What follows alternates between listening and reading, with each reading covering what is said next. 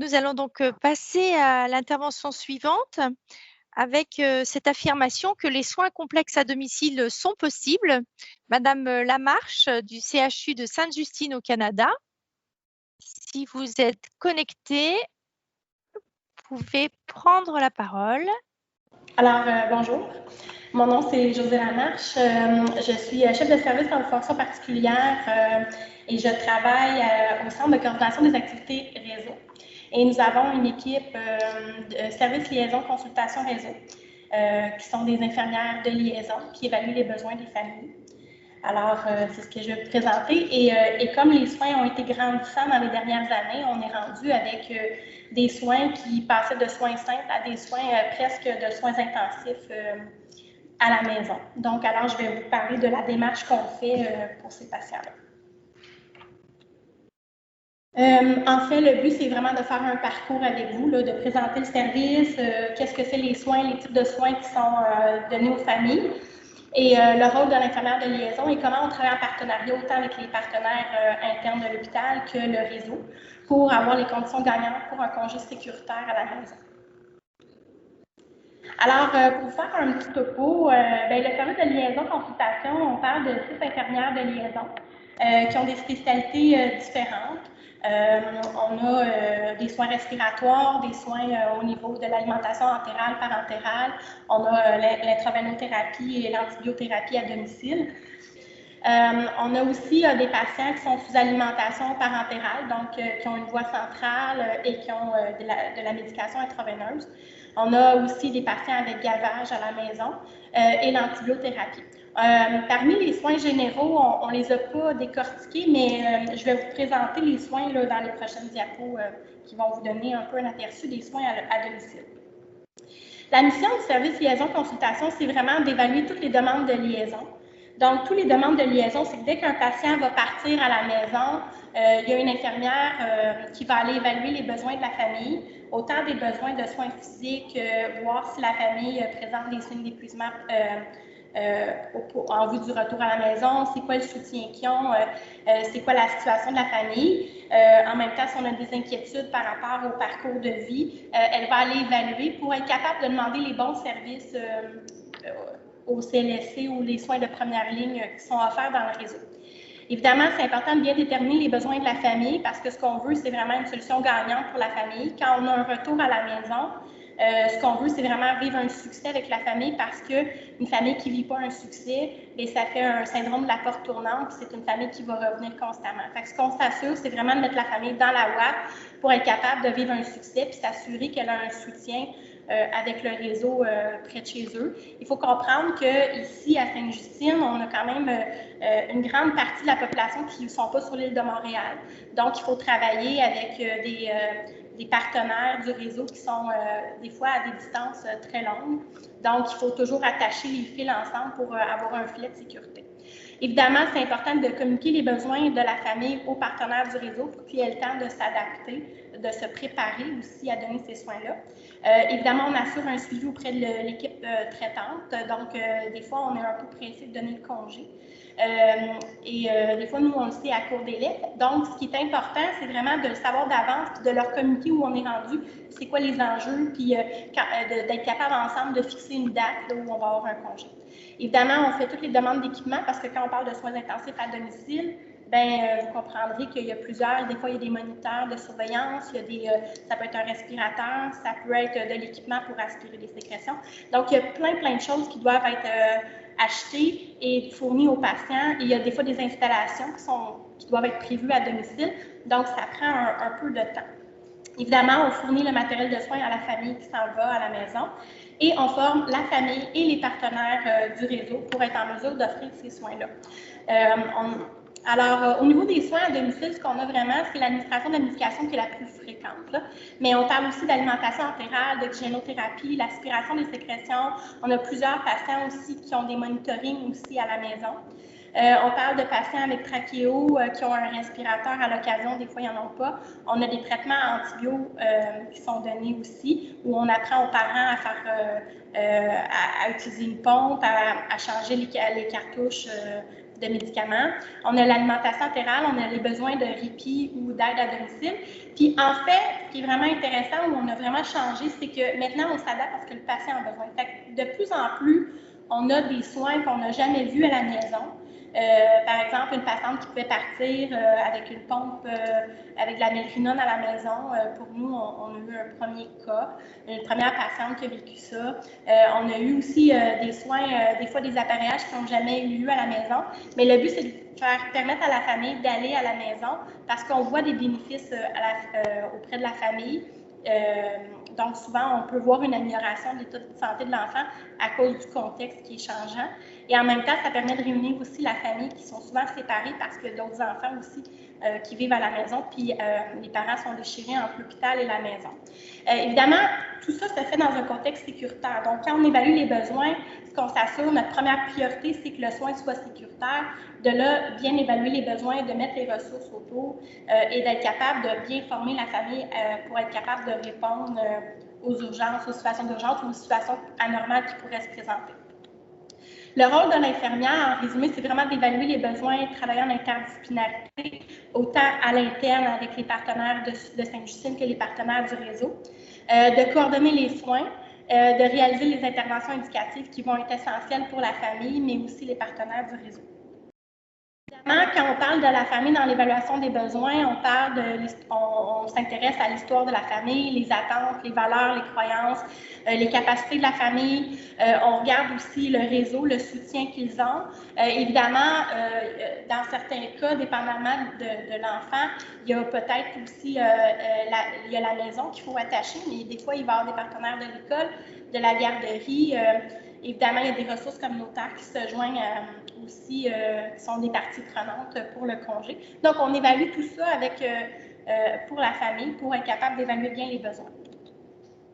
Évidemment, on a la famille auquel on va faire des interventions éducatives, on va regarder quelles ressources sont nécessaires à la maison, on va offrir du soutien. Donc, le but de l'infirmière de liaison, elle va coordonner tous ces acteurs-là pour s'assurer que quand le patient part à la maison, on a un plan tout bien attaché. C'est pas sans défi. Et ça demande vraiment de faire une personnalisation des besoins de la famille. Évidemment, souvent, ce qu'on est contraint, c'est les courts délais pour préparer la famille. Donc, ça, on travaille avec les équipes actuellement pour vraiment faire prendre conscience que le congé doit se préparer à la mission du patient quand c'est possible. Donc, évidemment, le flux des demandes, étant donné qu'on est un service qui fonctionne avec des demandes, des fois, on a beaucoup de demandes en même temps, puis des fois, on a un peu plus de temps mort. Donc, c'est de trouver un équilibre. Donc, plus tôt on sait les demandes qui s'en viennent, on peut faire une meilleure priorisation. Évidemment, un patient de soins complexes à domicile, on parle d'à peu près de 1 mois à 2 mois pour être capable de préparer la famille, préparer le réseau, pour avoir un jour J où on va avoir la journée du départ là, vers la maison. Évidemment, les attentes des équipes soignantes, les attentes des familles, les attentes des partenaires sont des défis, des fois à l'occasion. Donc, c'est important de vraiment les réunir ensemble pour être capable d'avoir un portrait puis mettre les attentes. C'est le rôle de l'infirmière de liaison de le faire. Évidemment, souvent, nos patients arrivent aussi dans le réseau avec des groupes. Ils arrivent souvent dans le soutien à domicile pour les personnes âgées. Et ça, c'est un défi qu'on doit rencontrer parce que l'exposition à la clientèle pédiatrique, c'est pas tout le monde qui est à l'aise.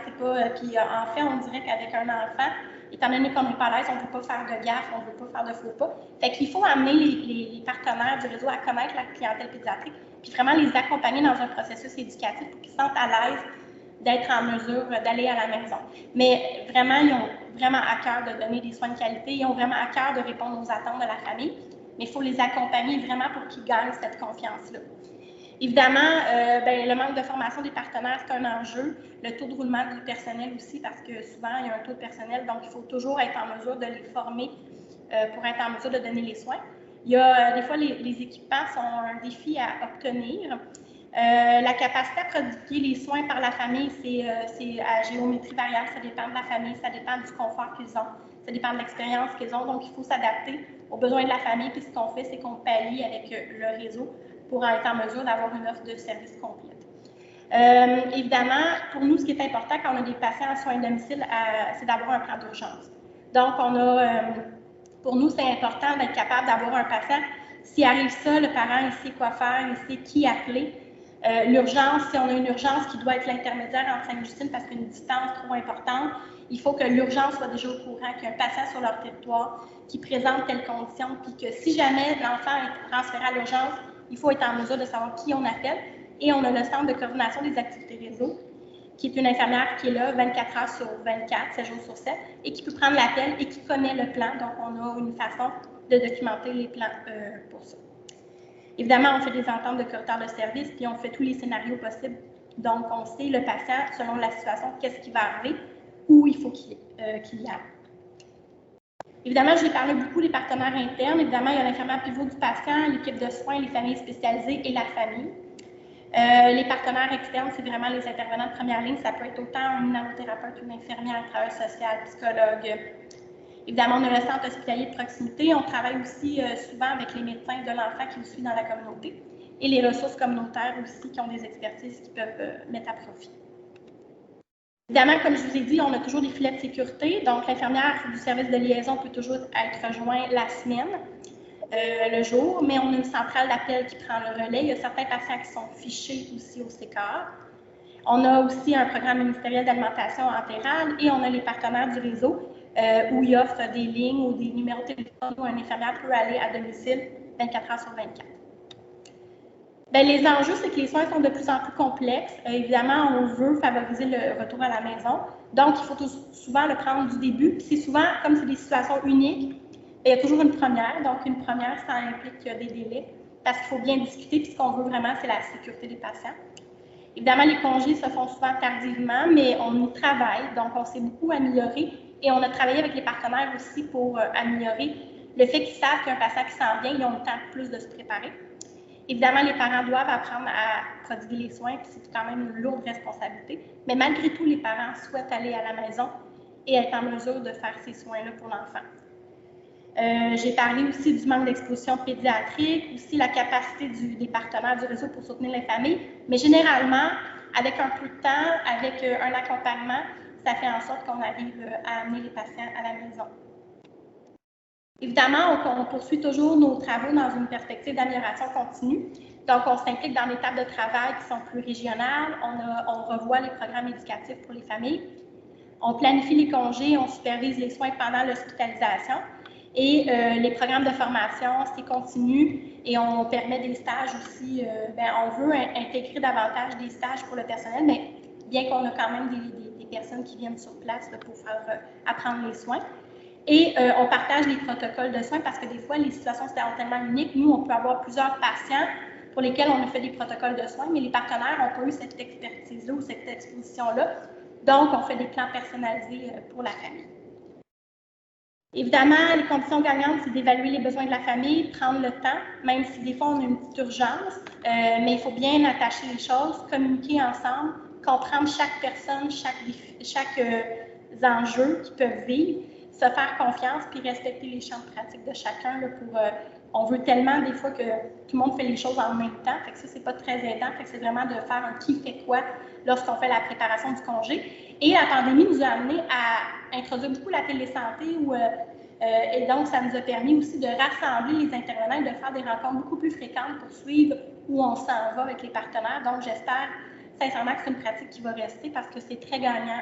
On a vu des bénéfices. Puis on a donné de la formation aussi via, des fois les gens viennent de très loin, donc de former les personnels du réseau, c'était difficile, mais la télésanté était au service de ces projets-là.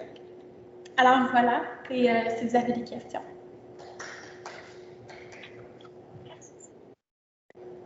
Merci pour cette présentation avec effectivement un attachement à répondre aux besoins spécifiques de chaque retour à domicile et du coup, personnellement, je trouve ça remarquable.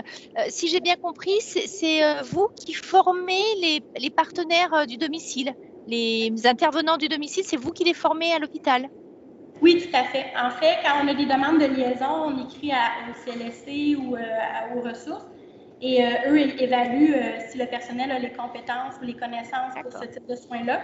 Et s'ils en ressentent le besoin, ce qui est souvent le cas, ils vont nous demander, c'est sûr qu'avec la COVID, c'était plus utile de recevoir des gens, on limitait quand même les visiteurs d'extérieur, mais ils nous identifient les personnes à former. Puis souvent, ce qu'on va faire, c'est qu'on va demander au niveau de leur direction des soins infirmiers si on peut avoir une conseillère qui va pouvoir prendre le relais.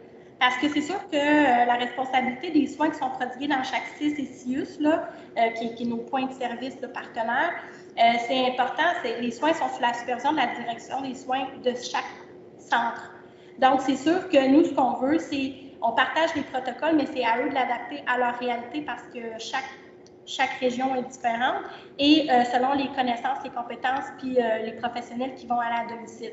Donc, eux, elles peuvent adapter les protocoles, puis on leur demande s'ils peuvent, parce que comme il y a un taux de roulement important de personnel, bien, s'ils sont capables d'assurer la formation, c'est aidant. Mais certains centres qui ont besoin de plus de support, puis d'autres, ils ont gagné beaucoup en autonomie par rapport à ça. Très bien, merci. Jean-Marie, est-ce que nous avons d'autres questions? Non, pas de questions sur le chat. Merci beaucoup pour cette intervention. Merci beaucoup. Merci.